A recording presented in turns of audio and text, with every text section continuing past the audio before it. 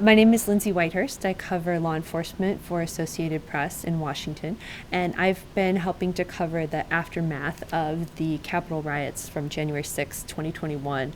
So with this big trial coming up, we decided to trace the life of Stewart Rhodes, who founded the Oath Keepers. And he served as a paratrooper for the U.S. Army briefly, and later went to Yale Law School, and then came back to the West in Arizona and served in a clerkship under a Supreme Court justice. And there he butted heads with coworkers. They saw him as being radicalized, and he actually left that clerkship early. And as he became more and more radical, he became more and more supportive of Donald Trump. And that was interesting to me from a historical perspective. I'm a historian. I have my PhD in history.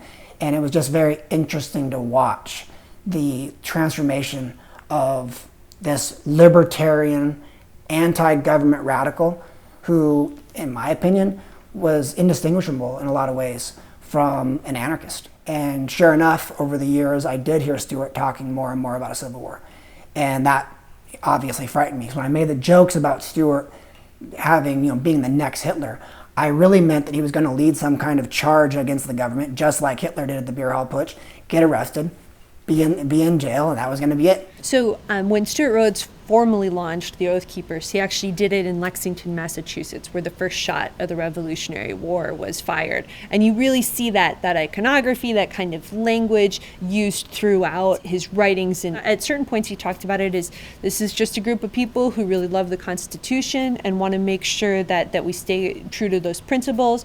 But then internally, from the experts we spoke to, some of those conversations got darker and saw these threats of tyranny as more imminent, and especially when it came to disarming citizens, taking away guns in the Second Amendment. Stewart will, in my opinion, go down as a person who created one of the greatest organizations this country's ever seen and then destroyed it single-handedly at the same time. He was looking for volunteers to go armed down to the southern border to assist the Border Patrol without Border Patrol authorization. So at the time I was Arizona State Vice President, and the President and I got together and we decided this was not a good idea, and we declined to get involved in that. And after that happened, we lost contact. That was 4.5 years ago.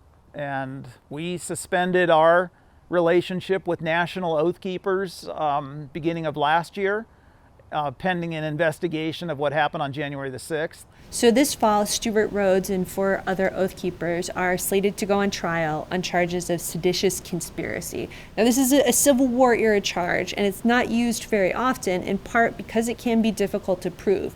Just talking about it is not enough. Prosecutors have to show there was a concrete plan in place to actually do this. In this case, the Oath Keepers say that prosecutors have twisted their words and that they were only there to provide security to various right-wing political figures like Roger Stone.